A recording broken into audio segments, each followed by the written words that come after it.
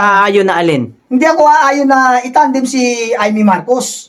Hindi ako aayon dun. Kung gusto ni Robin, si Robin ang maglagay kay Amy, pero hindi vice ni President Sara Duterte. Hindi ako aayon dyan. No more Marcos. Kasi unang-una, ang laki ng sama ng loob ko eh. Ako na to opinion ko na to. Okay. Hindi to political. For my own observation, experience, at sa aking pagkakaalam. Kasi matagal lang alam ni Senator Amy Marcos na drug-related si Bongbong, si Pangulong Bongbong. Pero bakit tinayaan niyang tumakbo ito?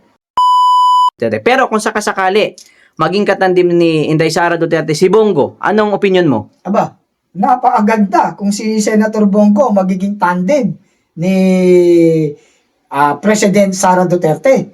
Kasi para sa akin, si Senator Bongo ay naobserbahan ko na. At supporter din ako naman ni Senator Bongo. Lahat naman sila aking hinahangaan basta nasa islat ng PDP. Pero kung tinatanong mo sa akin, kapag tumandem si Senator Bongo kay President Sara Duterte, aba, buong puso kong tatanggapin at susuportahan yan. Dahil tapang at malasakit. May tapang si Ma'am Sara, may malasakit si Senator Bongo. Ang ganda ng tandem yan. Uunlad ang Pilipinas at aasenso ang mga buhay ng mamayang Pilipino. Sir, kung sakasakali naman na halimbawa para sa iyo, opinion mo, ang si Senador Bato de la Rosa, kung sakasakaling ito yung maging katandim ni Inday Sara Duterte, ano opinion mo? Ay, para sa akin, si Senator Ronald Bato de la Rosa ay pwede rin. Pwede. Dahil meron din siyang katangian na nagugustuhan ko. Unang-una na nga, pagdating sa peace and order, maaasahan natin yan. Dahil may bato ang paninindigan. Kaya kung itatandem natin si Senator Ronald Bato de la Rosa, President si Sara Duterte, at Vice si Ronald Bato de la Rosa, susuportahan ko rin. Kung yun ang choice ng ating Pangulong Duterte, is better than others. Sir, ito, pangatlo na tayo kasi isa din ito sa pinagpipilian. Kung sakasakali, halimbawa, hindi ni Inday maging katandim si Bato at si Bongo, proceed tayo kung sakasakaling kay Marcoleta. Ano opinion mo? Ay, pwede rin. Yan yung mga sinabi mo bro, talagang mga choices one. Mga choices natin yan kasi magagaling yan at mga makataot makabayan. At lamang din si Senator Marcoleta dahil isa siyang abogado. At nakita mo naman kung paano niya labanan ang ginagawang panggigipit at pamumulitikan itong mga kalaban sa politika ng mga Duterte. 'Di ba? Nakita mo, nakikipagdigmaan, one-man army. Kaya pwede rin si Senator Marcoleta. Kung siya itatandem, why not? Susuportahan natin basta naayon sa principle of Duterte. Okay. Bro, kung sakasakali naman, kasi nung nakaraan, meron kasi pinalutang si Senador Robin Padilla na girl power, na ang gusto niya nga maging katandem, ayon sa kanya, ni Inday Sara Duterte, ay si Amy Marcos daw. Iyon ang gusto daw ni Senador Robin. Anong opinion mo dyan? Bilang ikaw ho ay sumusuporta sa mga Duterte. Yes. Hindi naman common sumusuporta ako sa Duterte. Lahat ng halimbawa gusto yun ng Duterte kahit nalabag sa kalooban ko. Bilang ako for my own opinion, hindi naman ako aayon. Tayo kasing mga DDS. Hindi ka aayon na alin? Hindi ako aayon na itandem si Amy Marcos. Hindi ako aayon dun.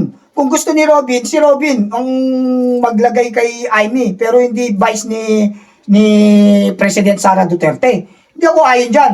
No more Marcos. Kasi unang-una, ang laki ng sama ng loob ko Ako na to opinion ko na to. Okay. Hindi to political. For my own observation, experience, at sa aking pagkakaalam. Kasi matagal lang alam ni Senator Amy Marcos na drug-related si Bongbong, si Pangulong Bongbong. Pero bakit tinayaan niyang tumakbo ito?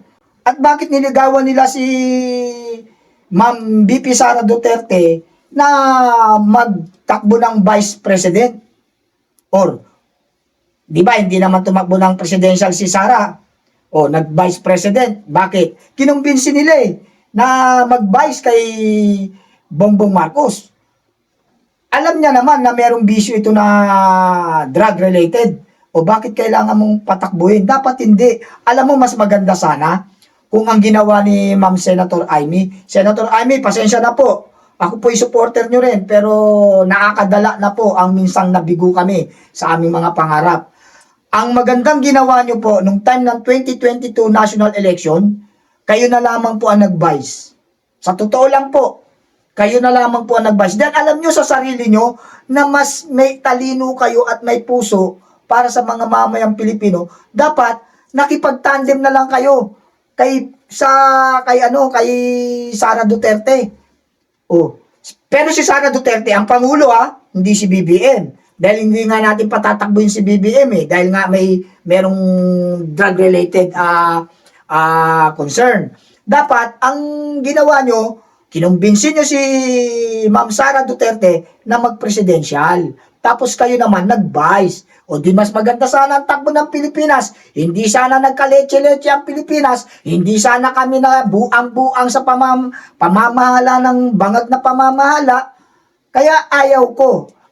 At para sa akin, never na ang Marcos. Never na. Sa totoo lang. Tama na. Tigilan nyo na. Kung gusto nyo tumakbo, Senator Amy Marcos, senatorial pa rin. Huwag nang mag-vice. Bigay nyo na ang vice sa mga may prinsipyo para sa bayan at mamamayan. Mahalin natin ang Pilipinas. Yun ang pinaka-objectives ni President Sara Duterte. Meron ka pa bang ibang dahilan kung bakit ayaw mo maging katandim ni ni Sara Duterte si Amy? Talking about sa pagpapadala kay dating Pangulong Duterte. Iyan nga, kasama na rin yan kasi unang-una, katulad nga niyan, sabi ko nga nung mga nakaraang aking pahayag, di ba? Na kung lumabas sana si Senator Amy Marcos doon sa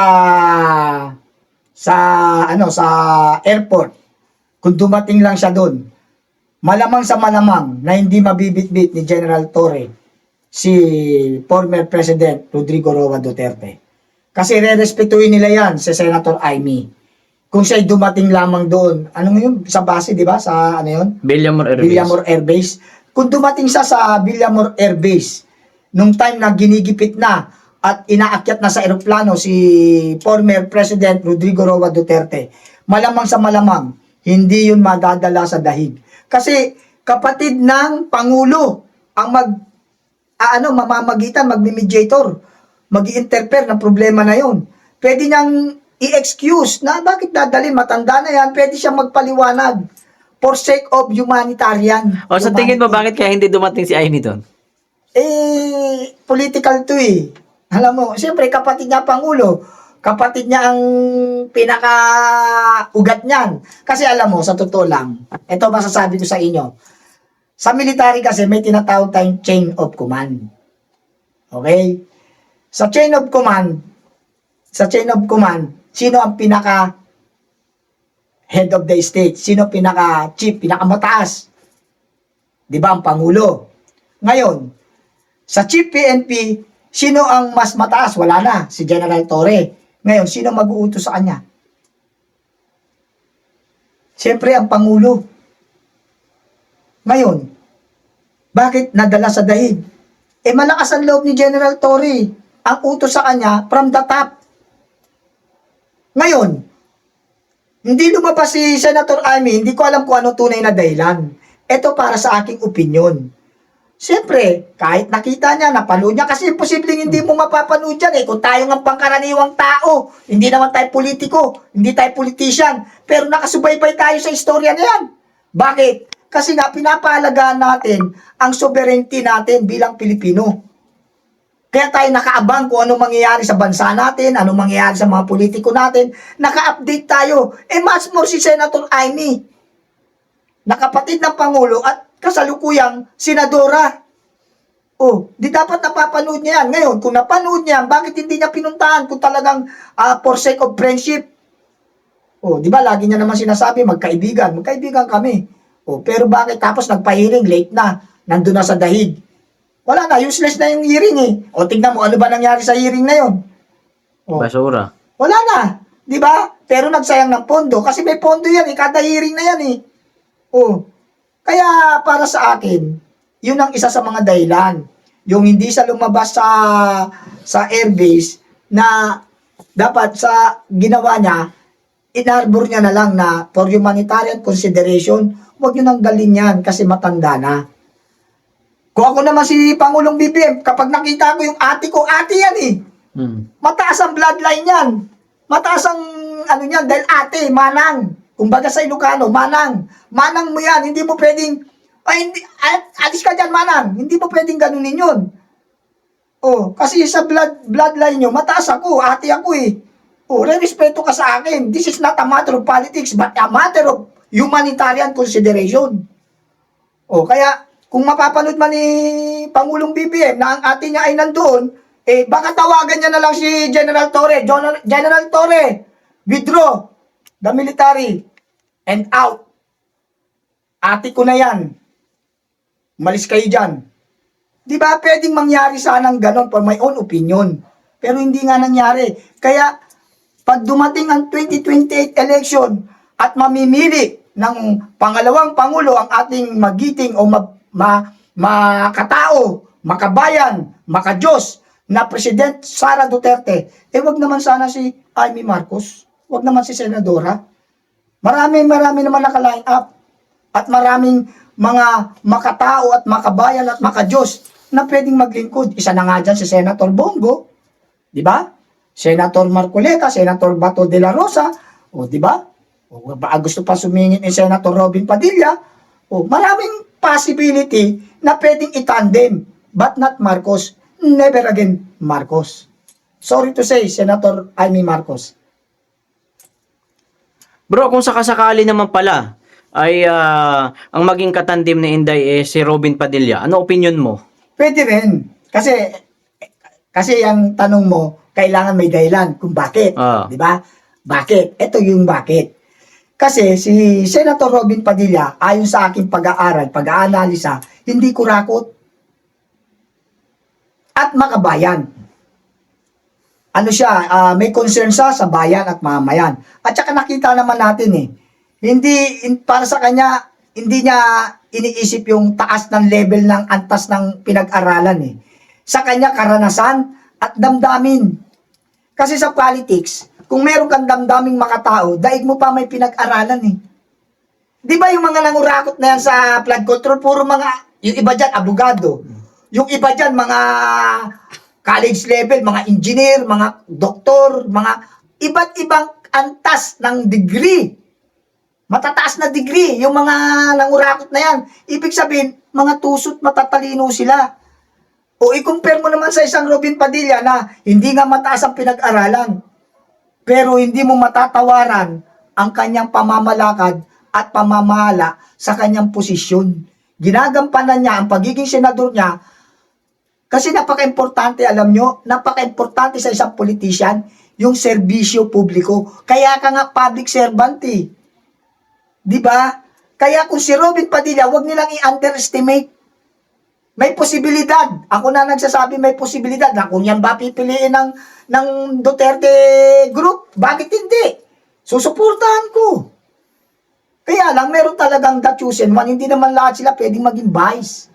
Kaya nga pakiusap ko sa kanila, sa iba, na mga possibility na PDP, under PDP, magsenador na lang muna yung iba. At kung sino talaga yung pinaka-the best of the best, suportahan na lang natin. Huwag tayong mag-inggitan. Pabayaan natin na ang ating Pangulong Sara Duterte ang mamili.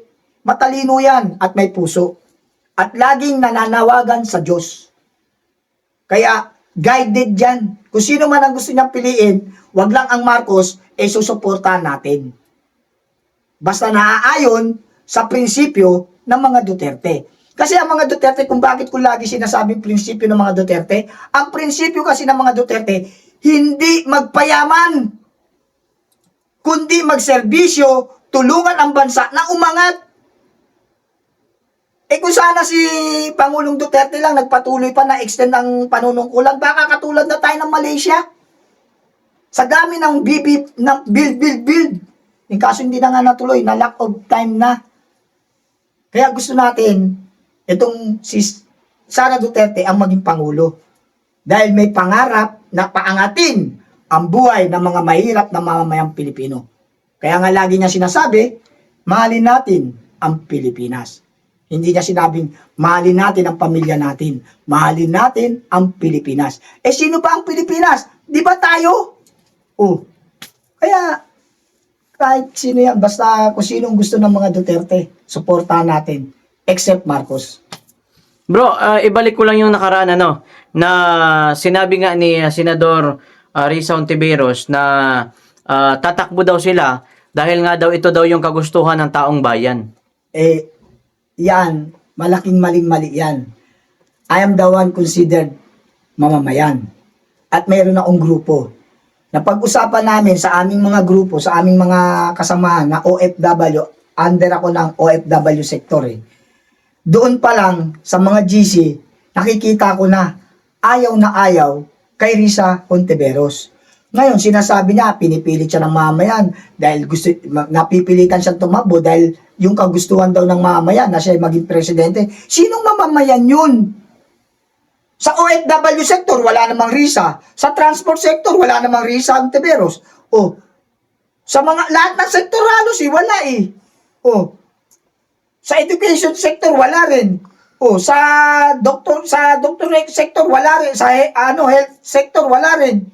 O, sinong may gusto sa Hontiveros para tumakbong Pangulo? That is impossible dream. Sinasabi lang nila yan, that is considered mind conditioning. Minamind conditioning nila ang mga tao na, uy, marami palang may gusto kay Risa Hontiveros. Yun ang iboto natin kasi merong mga tao talaga, iilan-ilan lang naman. Yung mga sumusunod lang sa uso, sumusunod lang sa gusto ng nakakarami. Pero hindi sila nag-aanalisa, hindi sila nag-o-observe, at hindi sila nagre-research. Kaya kung obserbahan mo yan, kung tutusin, may kaso yan sa PhilHealth eh. Di ba? Yung PhilHealth Fund. Na ibalik ba? Di ba? Hindi. Oh. Kaya, anong karapatan niyang tumakbo na para sa pagkapangulo? Kaya, wala. Hindi totoo yung sinabi ni Risa Hontiveros na gusto daw naming mga mamaya. Hindi totoo.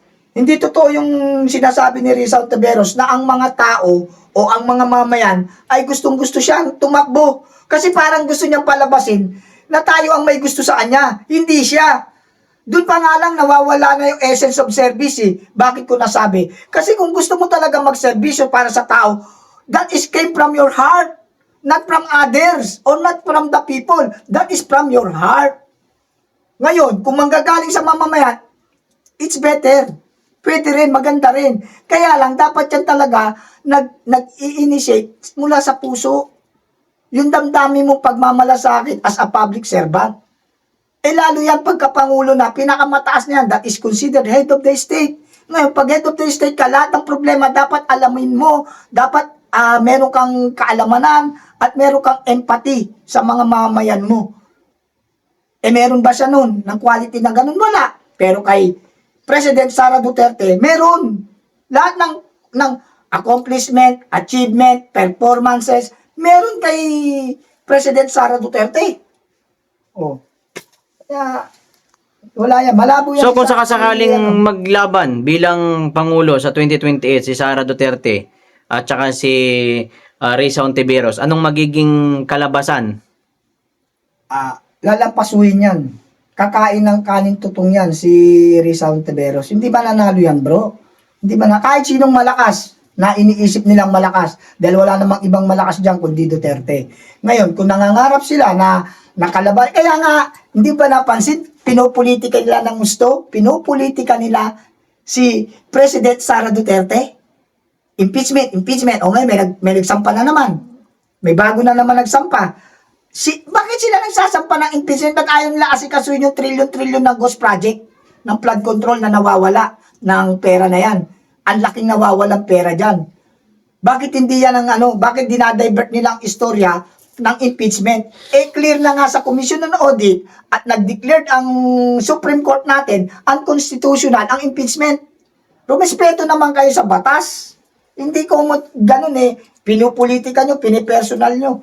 Ayaw nyo talagang paupuin yan bilang Pangulo. Kung gusto nyo talaga ng patas na laban, labanan nyo na lang sa eleksyon. kumandidato kayo, talunin nyo. Hindi yung pinupolitika nyo, pinipersonal nyo. Hindi na, kawawa ang mamamayan, ang bayan at mamamayan, kawawa.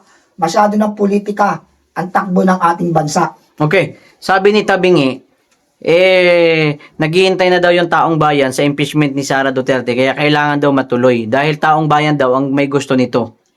Hindi nga, wala nga may gusto niyan. Andiyan na nga nasa social media, kitang-kita na nga, oh.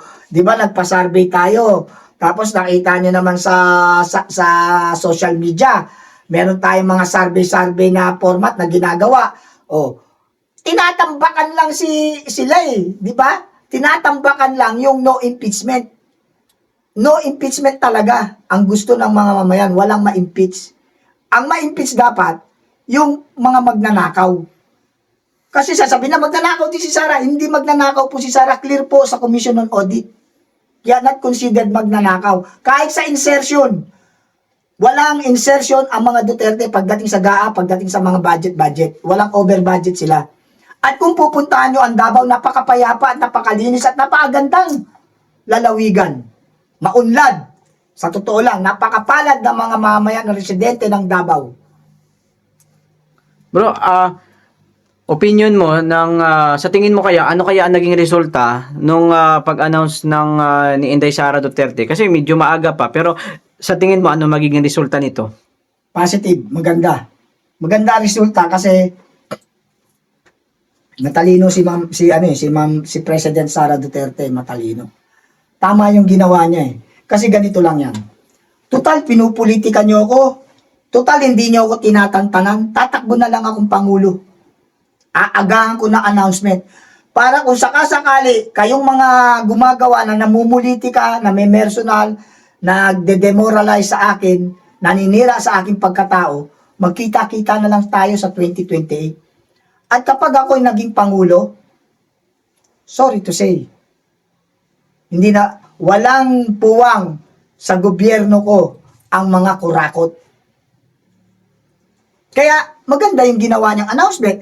Diyan mo makikilala, may mga babaligtad dyan eh. May mga maglilipatan. Uy, tatakbong Pangulo si President Sara Duterte. Matindi yan, magaling yan. Ang daming sa survey pa lang, tsaka kitang-kita natin ang mga mamamayan. Talagang palakpakan kapag nakikita at dumarating yan. Anino pa lang ni President Sara Duterte, naglulundagan na yung mga tao. Bakit? Hope, pag-asa. Si Sara po is the only hope of the Philippines. Of our dying economy, only Sara Duterte can lift up the economy of the Philippines. And I trust Sara Duterte. Okay. Okay, proceed muna tayo doon. Konti lang sa sa mga vlogger ni BBM dahil ang komento nila hindi daw mananalo si Inday Sara. Laban daw dito sa kila Risa, ano opinion mo doon sa sinasabi ng mga vlogger? Bayad sila. Yun ang pinaka-opinion ko sa mga yan, Marcos Vlogger. Ginagawa nila kasi yan dahil nakita nila talaga na malakas ang ating Pangulong Sara Duterte. Kaya magsisinungaling sila para bayaran naman sila ng administrasyon. Babayaran yan eh, mga bayaran yan eh. Ngayon, kung sinasabi nila na hindi mananalo, ano ang basihan nila? Sa lahat ng survey, angat. Angat! Tsaka pangalawa, yan si Risa Ontiveros, kung sakaling siya ang tatakbo. Dahil sabi nila, hindi mananalo, si Risa magiging katunggali. Tanungin ko sila, ilan ba ang boto ni Risa Ontiveros? Nung tumakbo senatorial yan. Yung huli, 11 yata. 11. Compare mo sa 32 million. Isipin mo yun. Yung 11 na yun, meron pang something wrong dun. May daya pa yun. May lagayan system pa dun. Samantalang yung kay President Sara Duterte, yung 32 million, alam nyo, sa totoo lang, dinaya pa tayo dun. Hindi lang 32 million dapat yung kay Pangulong Duterte, kay Sara Duterte. Okay. Daya pa yun, 32 na yun. Pero ang laki na, ang taas. Pagkatapos bro, mag-announce ni BP Sara Duterte at siya tatakbo bilang Pangulo, sinabi naman ni Larry Gadon na kahit daw maglumpasay si Inday Sara, hindi daw ito mananalo bilang Pangulo ng Pilipinas. Sabi yan ni Larry Gadon. Ano opinion mo? Paano nga hindi mananalo? Oh, ito na lang ha. Larry Gadon, you are a lawyer but you are disbarred. Isipin mo naman, Larry Gadon. Ha? Isipin mo na lang ito. Hindi ka na attorney, kaya Larry Gadon ka na lang eh. Sa totoo lang, 32 million ang bumoto. Ha? 32 million ang bumoto at nagtiwala kay Pangulong Sara Duterte. Ang tinatakbo niya ano? Vice President pa lang, ganun na kadami ang bilang. Mas mo pag nag-presidential election, common sense lang i-analyze mo Sa BC nga, ganyan na kalaki. Tinambakan na sila mas more pag presidential, lalo pa. Nakita yung consistent performance, accomplishment, and achievement. Especially in decision making. At yung pagiging courageous, matapang ang loob. Yan yung, babaeng Duterte, yan yung parang akala mo lalaki. Sa lakas ng loob, ang tibay ng dibdib ni President Sara Duterte. Kung yan ay sinasabi ni Larry Gadon, na kahit maglupasay, hindi naman maglulupasay yan. Ang mga dilawan, pinklawan, ang maglulupasay. Ikaw, Larry Gadon, ang unang-unang maglulupasay dahil pag nanalo si President Sara Duterte on 2028, ewan ko kung ano magiging kinabukasan mo. Kaya ikaw maaaring maglulupasay, hindi si President Sara Duterte. Okay. Bro, ano kaya ang naging epekto doon sa mga tao, ano kaya ang naging epekto nitong naging pahayag ni Inday Sara Duterte doon sa mga taong involved sa pagpapadala kay dating Pangulong Duterte sa Dahig? Gandang tanong. Kinakabahan na. Ngayon siguro nag-aasikaso na yan ng mga passport nila. Nag-aasikaso na yan ng mga residency nila sa iba't ibang panig ng mundo. Kasi nga, sobra-sobra di ba nakurakot ng mga yan? Yan yung purpose, isa sa mga purpose nila. Kaya sila matatapang bumanat sa Duterte. Kasi marami silang pera. Kahit lumaya sila ng bansang Pilipinas at nagiba nila at hindi nila nagiba ang mga Duterte, escape na yan. Pang. Di para na yan. Kaya nga, ingat kayo. Kasi matatalino po ang mga Duterte. Sa totoo lang, HDO lang ang mga katapat nyo. HDO lang. At kawawa ang mga pamilya nyo. Dahil kahit kayo makatakas, sigurado naman, hindi naman lahat ng buong pamilya nyo madadala nyo. Dahil ang hirap magpa-resident sa isang bansa, lalo na kung mga bansang mga primera klase. Hindi basta-basta nare-resident doon, kahit marami ka pang pera. Strictly policy doon. Kaya hindi nyo madadala ang lahat ng pamilya nyo at may maiiwan. Kaya yung maiiwan nyo, kawawa, mabubuli. Kaya kayong mga nagtraidor, nagpadala sa dahig, at nagsampa-sampa ng mga impeachment na yan, watch out, fasten your seatbelt. Okay. So, bro, doon sa sinabi ni Inday Sara Duterte, natatakbo siya bilang Pangulo, ano kaya magiging epekto nito sa impeachment ngayon? Hihina na ang impeachment.